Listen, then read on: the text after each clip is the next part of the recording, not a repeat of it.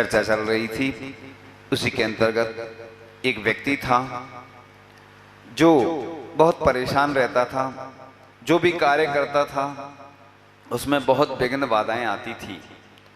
और जब उसका जन्म हुआ तो उसके पिता का देहांत हो गया और अब उसकी आर्थिक स्थिति बहुत खराब हो गई, दयनीय स्थिति हो गई और वह नौकरी करने लगा, परिश्रम करने लगा। और जिस व्यक्ति के यहाँ वह कार्य करता था वह व्यक्ति उसी के पिता के यहाँ पहले कार्य करता था, यानी उसी के यहाँ नौकरी करता था।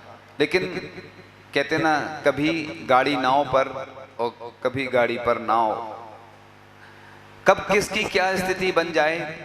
रामचंद्र जी को वनवास हो गया तो कहते हैं जो बेर बेर खाते बे बेर बीन खाते हैं, और जो बेर बीन खाते बे बेर बेर खाते हैं, यानी बार बार। बेर माने तो जानते ही हैं सभी लोग। तो कब किसकी क्या स्थिति बन जाए कोई जीवन का भरोसा नहीं रहता है। ऐसे ही उस स्थिति उसके साथ भी हो गई और उसकी जीवन में दरिद्रता आने लगी। और जिसके यहाँ वह काम करने गया तो उसने सोचा कि यह मेरे सेठ का ही लड़का है। पहले चूंकि सेठ के कारण से ही मैं इतना अमीर बना हूँ, उसके यहाँ उनके यहाँ मैं पहले काम करता था, तो उसने सोचा ये मजदूरी कर रहा है सेठ जी का बालक, इसको सोने के आभूषण दे दिए जाएं। तो जैसे ही वह सोने के आभूषण देता है तो वह अंगारे बन जाते हैं। इसलिए कहते ना कि धन सबके पास नहीं टिकता। जिस प्रकार से सिंगनी का दूध स्वर्ण पात्र में ही टिकता है, इसी प्रकार से पुण्यशाली व्यक्तियों के हाथ में ही धन टिकता है। ऐसे बहुत सारे लोग धन कमाते रहते हैं, तो या तो कोई धन उनका हड़प लेता है या सरकार में चला जाता है या कोई और बेईमानी करके वो ले लेता है किसी न किसी निमित्त से। तो वह जो भी कार्य करता उसके कार्य में विघ्न आते। वह जब सोचता है कि जो जिसके यहाँ वह नौकरी कर रहा था वह सोचता है कि चलो इसको चने दे दिए जाएं, तो चने की पोटली जो देता है वह उसमें भी छिद्र हो जाते और चने गिर जाते। यानी उसने पूर्व जन्म में निर्माल द्रव्य का सेवन किया था। लोग समझते तो हैं निर्माल कि जब पूजन की थाली में एक थाली से दूसरी थाली में चढ़ाते हैं तो फिर हाथ उस कपड़े से पोंछते हैं, लेकिन उतना खतरनाक वो निर्माल नहीं है जो हम बताने जा रहे हैं। वो खतरनाक होता है निर्माल, उसमें तो कुछ इतना दोष नहीं है, लेकिन लोग उस निर्माल को तो ध्यान बहुत रखते हैं कि हमारा स्पर्श नहीं हो जाए इस निर्माल्य से, जबकि उठा के थाली तो अपन को ही रखना पड़ती है। वो निर्माल इतना खतरनाक नहीं, ना इतना दोषपूर्ण है। अपन मंदिर की वस्तु का उपयोग अगर करते हैं और जो भी मंदिर का जिसमें खर्च हो रहा है वह निर्माल्य की कोटि में आता है। चाहे मंदिर का वाहन हो, चाहे मंदिर की दुकान हो, मंदिर का मकान हो, मंदिर की जो वस्तु आप उपयोग कर रहे हैं उसका अगर उसकी राशि देते हैं तो वो निर्माल्य का दोष नहीं लगता है।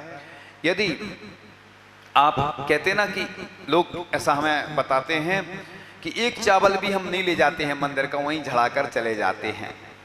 और एक व्यक्ति जो चक्की चला रहा था और चक्की किसी कारण से बंद हो गई और बहुत परेशान हो गया। वह चक्की स्टार्ट ही नहीं हो रही थी।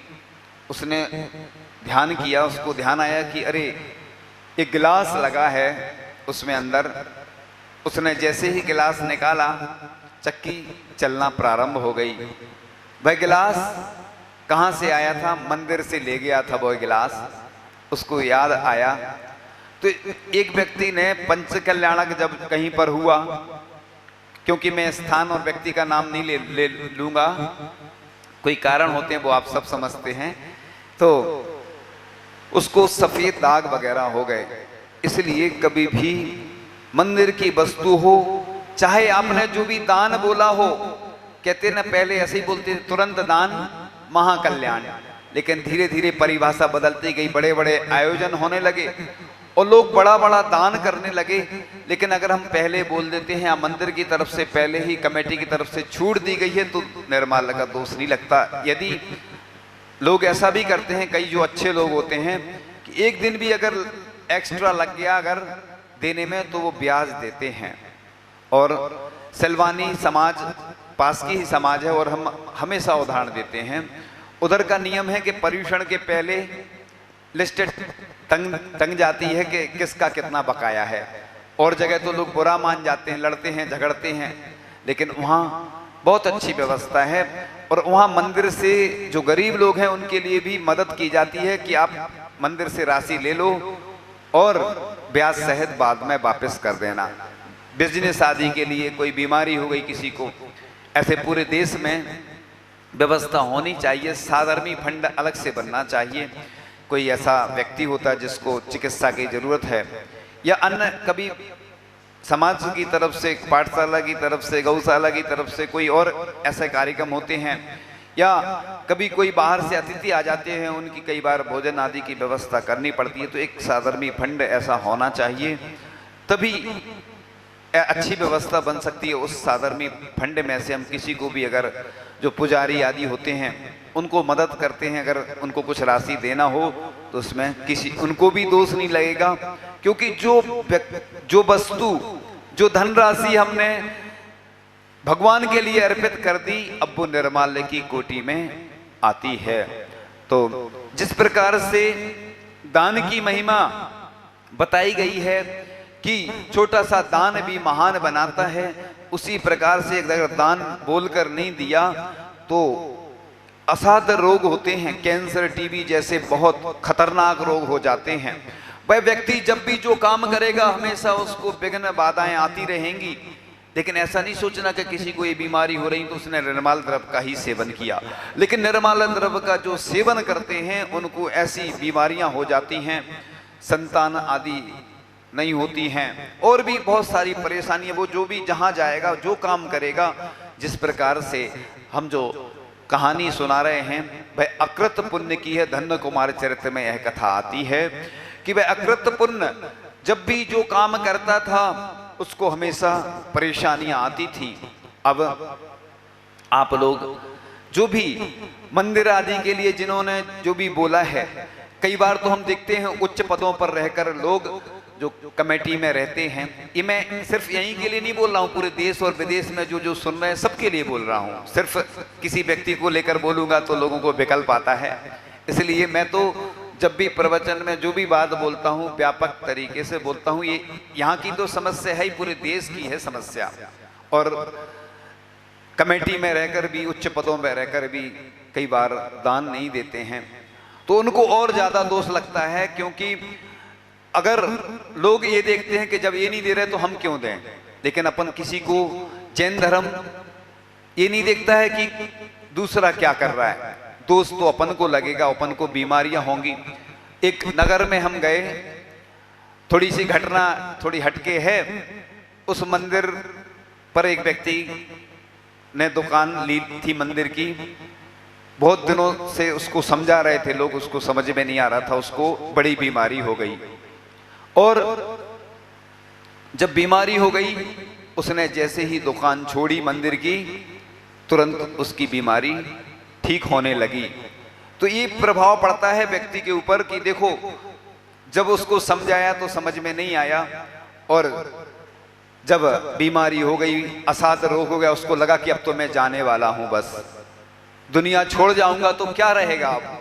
तो ये उदाहरण ऐसे सामने हमारे जब आए, और ग्रंथों में तो लिखा ही है कि 60,000 वर्ष तक मनुष्य के मल में कीड़ा बनता है वह व्यक्ति जो निर्माल द्रव्य का सेवन करता है, और हमेशा उसको परेशानियां ही आती रहती हैं।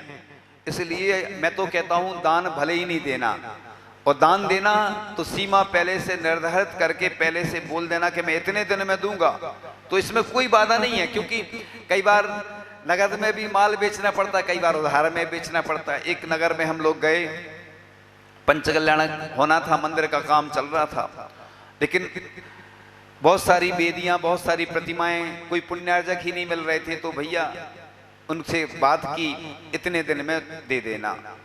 तो लोग, कमेटी वाले भी खुश हो गए और लोग भी खुश हो गए कि हमें किस्तों में सुविधा अच्छी मिल गई, इसमें कोई बाधा नहीं है। क्योंकि कोई पुण्यार्जक जब नहीं मिल रहा है तो मंदिरों के लिए ऐसी व्यवस्था बनाई जाती है, तो इसमें कोई बाधा नहीं होती है। लेकिन अपन ने अगर बोल दिया और पूरे आयोजन का आनंद भी ले लिया, पंचकल्याणक में लोग सबसे ज्यादा जो बड़े बड़े पात्र बनते, कितना आनंद लेते, पूरी दुनिया देखती है और वो भी खुश होते हैं बहुत। और बाद में अगर जब राशि नहीं दी जाती है तो आलोचना भी होती है। यानी दुनिया की दृष्टि में वो इतना बुरा हो जाता है कि हम लोगों के पास आके लोग यही बोलते हैं, देखो वो ऐसा कर रहे हैं लोग, यानी उसकी बुराई भी होती है। तो बुराई के कारण से उसकी स्थिति बहुत खराब भी हो जाती है, क्योंकि प्रसिद्धि और विवाद एक दूसरे के पूरक हैं। जो व्यक्ति प्रसिद्ध हो जाता है तो बाद में पीठ पीछे उसकी बहुत सारी लोग बुराई भी करते हैं। इसलिए ऐसी बुराई से हमें बचना चाहिए। ऐसे बहुत सारे लोग आते हैं, कहते महाराज जी मैं बोल ही लेता हूँ तो तुरंत दे देता हूँ कि एक दिन भी मुझे दोष नहीं लग पाए कि एक दिन का भी दोष लग गया। ऐसे लोग बहुत गौरवशाली होते हैं, पुण्यशाली होते हैं। कोटा में एक व्यक्ति ने पूज्य सुधा सागर जी महाराज से निवेदन किया कि मैं अकेले मंदिर बनाना चाहता हूं। तो मुनि श्री ने कहा कि भावना भाते रहो। तो उसने एक मंदिर के नाम, मंदिर के लिए, मंदिर के निमित्त से एक भूमि खरीद ली और उसने सोचा कि अब जब मैं मंदिर बनवाने की बात आएगी तो मैं इस भूमि को बेच करके मंदिर के लिए दान दूंगा। और उस भूमि की कीमत बढ़ती ही चली गई, बढ़ती ही चली गई, बढ़ती ही चली गई। उसने 30 करोड़ रुपए का दान दिया। कितना? 30 करोड़ रुपए का दान दिया। ऐसे महादानी होते हैं इस दुनिया में, ऐसे बहुत सारे ऐसे लोग होते हैं कि पहले भी लोग दान कर जाते थे। जैसे मड़िया जी में पिसनहारी थी, वह चक्की पीस पीस कर उसने मंदिर बनवाया। और भी दान चिंतामणि अति मब्बे नाम की एक महिला हुई है, 2000 वर्ष पूर्व आचार्य जी ने लगभग 8-10 बार से ज्यादा उसका उदाहरण दिया कि वह जब गर्भवती थी उसको 3 दोहला आए, स्वप्न जैसे बोल सकते हैं कि मैं 1000 प्रतिमाओं का दान करूं, यानी विराजमान करूं, और 1000 सोने की सींग वाली गायों का दान करूं और 1000 मुनिराजों को एक साथ आहार दान करूं। उसने अपनी सासू माँ से कहा कि मेरे लिए ऐसा दोहला आया है। उसकी सासू माँ कहती है कैसे पूरा होगा? वह कहती है अब पूरा हो या ना हो, मुझे जो स्वप्न आया या दोहला आया मैंने बता दिया। वह जब भी उसके यहाँ कोई आता था दान के लिए कभी मना नहीं करती थी। एक बार की स्थिति तो ये हुई, बहुत सारे सोने के आभूषण थे, एक गरीब व्यक्ति का विवाह आदि होना था तो उसको दे दिए। और बाद में उसके पास बहुत सारे लोग दान मांगने आए, उसके पास कुछ था नहीं। उसने भगवान से प्रार्थना की, हे भगवान मेरे दरबार से, मेरे दरवाजे से कोई आज तक खाली हाथ नहीं गया, अब मेरी परीक्षा की घड़ी है, हे भगवान मेरी मदद करें जिससे मैं दान दे सकूं। और जिसको उसने स्वर्ण के आभूषण दिए थे वह वापस कर गया। उसकी आर्थिक स्थिति अच्छी हो गई थी और उसने वह सोने के आभूषण दान दे दिए। उस महिला की अति मब्बे नाम की जो कर्नाटक की जैन महिला हुई, उसकी सोने की प्रतिमा बनवाई गई थी उस महिला की, यानी उसकी इतनी प्रसिद्धि हुई। देखो महिलाएं भी बड़े बड़े काम करती हैं। आचार्य जी को यह कथा बहुत पसंद आई और उसने गरीब महिलाओं को, जो गर्भवती महिलाएं थी, सोने की सींग वाली गायों का, गर्भवती गायों का गर्भवती महिलाओं को दान किया। बताया कि भगवान आदिनाथ भगवान को छत्र चलाने की एक माँ की भावना थी। जब बताया कि ऐसा छत्र है, उन माँ ने कहा कि नहीं, मैं अपनी ओर से भगवान को छत्र चढ़ाऊंगी। क्योंकि देखो महिलाएं अभिषेक नहीं कर पाती हैं, लेकिन शांति धारा नहीं कर पाती हैं, लेकिन छत्र के प्रभाव से भगवान के ऊपर हमेशा वह छत्र लगा रहेगा। इसी प्रकार से अपन तो चले जाएंगे, लेकिन जो प्रतिमा विराजमान कर जाएंगे, जो मंदिर के लिए दान दे जाएंगे, उसकी यश कीर्ति हमेशा फैलती रहेगी, उसका पुण्य हमेशा बढ़ता रहेगा और भगवान से वह हमेशा जुड़ा रहेगा। उसका नाता संबंध जुड़ जाता है भगवान से। जब भी उसके ऊपर कोई बाधा आएगी तो भगवान के द्वारा उसकी रक्षा होगी। तो आप लोग जो मंदिर, विशाल मंदिर बनने जा रहा है, उसके लिए कलश स्थापना हो रही है, तो भले ही छोटी सी राशि से जुड़े, लेकिन जरूर जुड़ना, क्योंकि जीवन का कोई भरोसा नहीं। देखते देखते हमारे बीच से कितने लोग चले गए, और हमारे पास तो लोग आते रहते हैं, वो चले गए, वो चले गए। लेकिन अगर अपन भगवान के लिए छोटा सा भी दान देकर चले जाएंगे तो हमारी यश कीर्ति तो फैलेगी, हमारा पुण्य भी बढ़ेगा, और हम कहीं भी चले जाएंगे लेकिन हमारा वह पुण्य काम में आता रहेगा। इन्हीं भावनाओं के साथ कि आप इन सब बातों को सुन करके उस निर्माल्य के दोष से बचें, और भले ही छोटा सा दान दें, लेकिन तुरंत दान महाकल्याण। बड़ा दान भी दें तो बस पहले अपनी नियम शर्त रख दें कि मैं इतने दिन में दूंगा, तो आपको कोई दोष नहीं लगेगा। और आप इन्हीं भावनाओं के साथ जुड़ते रहें, और हमेशा आचार्य भगवान की कृपा के लिए आप लोग हमेशा लालायित रहें कि बस आचार्य भगवान का वरदहस्त हम सबके ऊपर बने रहे, और उनका सानिध्य हमें प्राप्त होता रहे, उनका मार्गदर्शन प्रेरणा मिलती रहे। तो आचार्य भगवान के चरणों में कुछ पंक्तियों के साथ बस विराम लेंगे। आसरा इस जहां में मिले ना मिले, मुझको तेरा सहारा सदा चाहिए। चांद तारे फलक पर दिखे ना दिखे, मुझको तेरा नजारा सदा चाहिए। यहाँ खुशियाँ हैं कम और ज्यादा है गम, जहाँ देखो वहाँ है भरम ही भरम। मेरी महफिल में सम्मा जले ना जले, मेरे दिल में उजाला सदा चाहिए। कहीं अनुराग है कहीं वैराग है, जहाँ बदलते हैं माली वही बाग है। मेरी चाहत की दुनिया बसे ना बसे, मेरे दिल में बसेरा तेरा चाहिए। मेरी धीमी है चाल और पथ है विशाल, हर कदम पर मुसीबत है अब तू संभाल। पैर मेरे थके हैं चले ना चले, मुझको तेरा इशारा सदा चाहिए। आसरा इस जहां में मिले ना मिले, मुझको तेरा सहारा सदा चाहिए।